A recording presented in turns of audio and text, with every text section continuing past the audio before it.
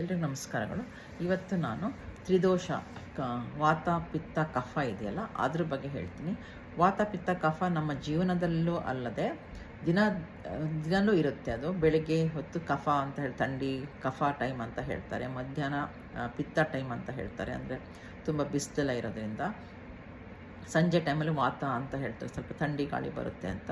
ಹಾಗೆ ನಮ್ಮ ಜೀವನದಲ್ಲೂ ಚಿಕ್ಕ ಮಕ್ಕಳಿದ್ದಾಗ ನಮಗೆ ತುಂಬ ಕೆಮ್ಮು ಶೀತ ಎಲ್ಲ ಆಗೋದ್ರಿಂದ ಅದು ಕಫದ್ದು ಇದು ಇರುತ್ತೆ ಏಜು. ಮಧ್ಯದಲ್ಲಿ ಪಿತ್ತ ಆಗಿರೋದ್ರಿಂದ ನಮಗೆ ತುಂಬ ಕೋಪ ಸಿಟ್ಟು ಎಲ್ಲ ಬರೋದು, ಸ್ವಲ್ಪ ಆ ಥರ ಇರೋದ್ರಿಂದ ನಮಗೆ ಅದು ಪಿತ್ತ ಸ್ವಲ್ಪ ಜಾಸ್ತಿ ಪಿತ್ತ ಜಾಸ್ತಿ ಇದೆ ಅಂತ ಹೇಳ್ತಾರೆ. ಯಾವಾಗಲೂ ಅಂದರೆ ನಾವು ಎಂಗೇಜಲ್ಲಿದ್ದಾಗ ಒಂದು 40 ವರ್ಷ ಒಳಗೆಲ್ಲ ಪಿತ್ತ ಜಾಸ್ತಿ ಅಂತ ಹೇಳ್ತಾರೆ. ಆಮೇಲೆ ನಮಗೆ ವಾತ ಶುರುವಾಗುತ್ತೆ, ಕೈ ಕಾಲು ಗಂಟು ನೋವು, ಅಲ್ಲಿ ನೋವು ಇಲ್ಲಿ ನೋವು ಅಂತ ಹೇಳೋದ್ರಿಂದ ಅದು ವಾತ ನಮಗೆ ಇಲ್ಲ. ಆಮೇಲೆ ವಯಸ್ಸಾದ ಮೇಲೆ ಅದು ಬರುತ್ತೆ. ಸೊ ಅದು ಹಾಗಾಗಿ ಅದು ದಿನಂಪ್ರತಿನೂ ನೋಡ್ಬೋದು, ನಾವು ನಮ್ಮ ಜೀವನದಲ್ಲೂ ವಾತ ಪಿತ್ತ ಕಫವನ್ನು ನೋಡ್ಬೋದು. ಧನ್ಯವಾದಗಳು.